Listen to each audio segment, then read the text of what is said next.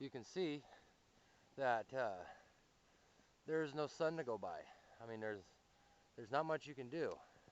So one way of navigating when you're this time of night, is luckily we have a set of trail where we came in at, and I know the area very well. This is our training area.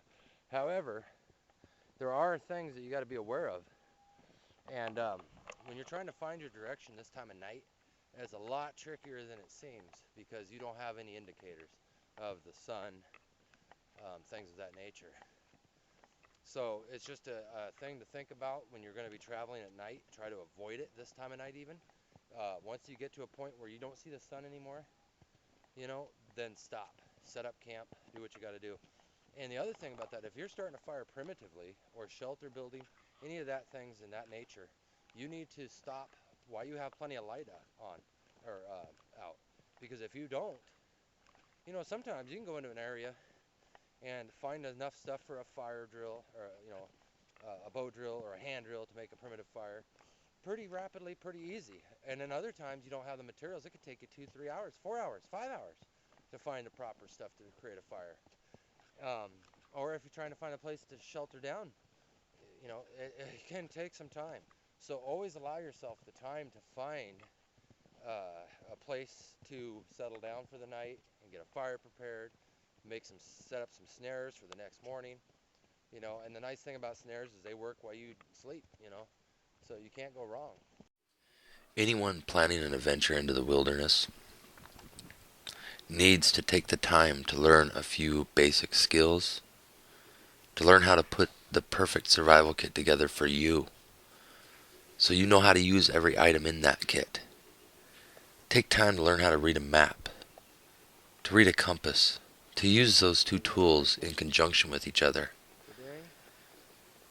It's imperative that you do not find yourself in a survival situation. Any survival situation is not fun. It is a dirty, miserable way to spend your time when you're supposed to be enjoying yourself. Instead, you're trying to endure and survive something that could have been avoided if you would have took the time needed to learn the skills, even the basic skills, just to keep you alive if something does happen. And knowledge weighs absolutely nothing. Why not use it? Source to find my way is by other things. Like if you look up at this tree, let me get a better view and back up a little bit. You can see as I move up the tree, you can see the greater amount of vegetation in the limbs is on the south side, which is that side. Moss are on the north side.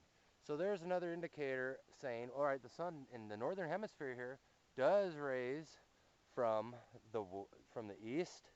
It rises in the morning and sets to the west, and it's to the southern direction from us.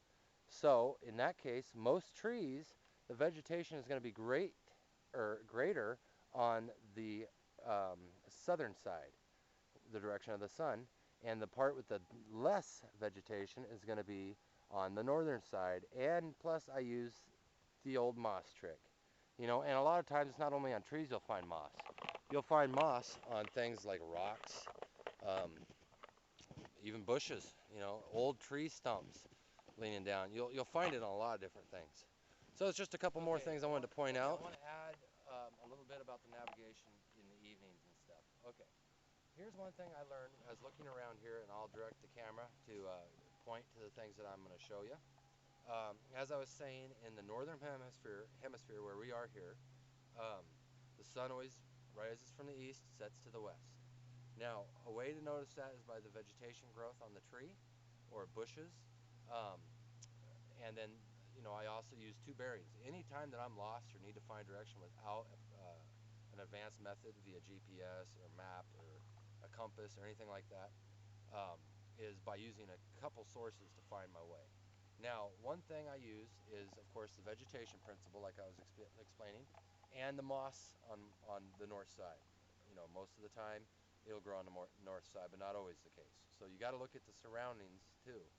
Um, so one thing, when you're using a principle like this via um, the vegetation. Look what's in the direction that you think is south when you're in the northern hemisphere, and see if there's anything in front of that item that's growing more vegetation.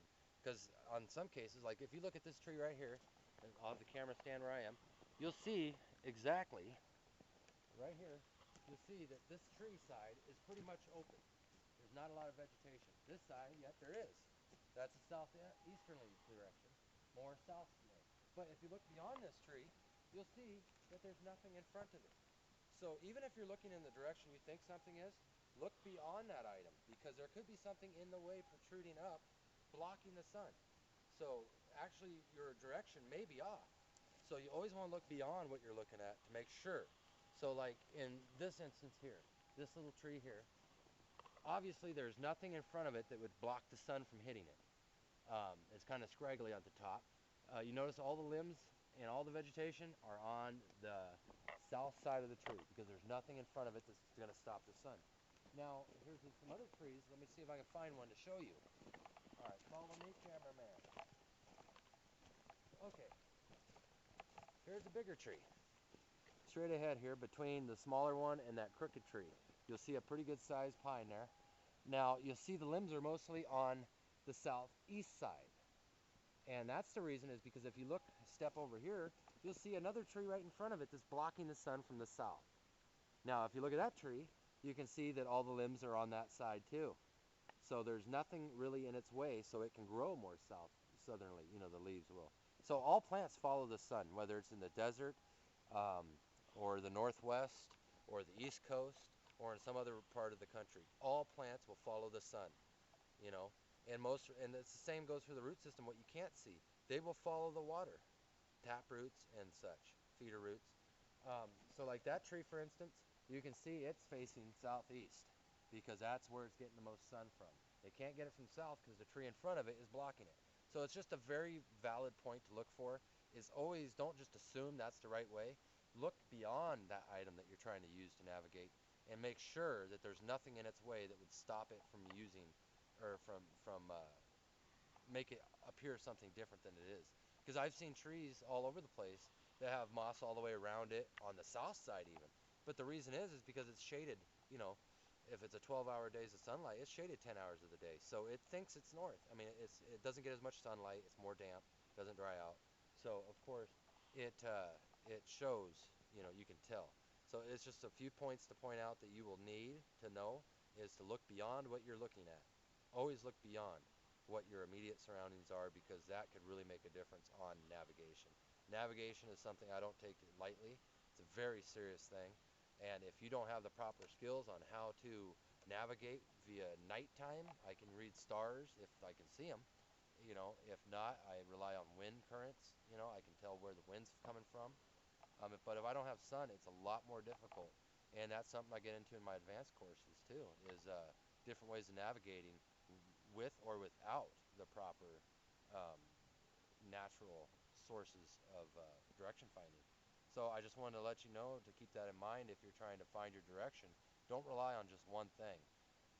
Always use a couple different items or principles for navigating. Don't just say, well, this tree over here has moss on the north side, I hope. I'm going to go that way because I think it's north. Or I'm going to go the opposite way because I think that's south. Not always the case. Like I said, I saw trees that have a moss all the way around it. And I saw vegetation on trees or on plants and stuff that is the same all the way around. Always look for multiple items to use to navigate with. Never just rely on one source of navigation. So I just wanted to point that out.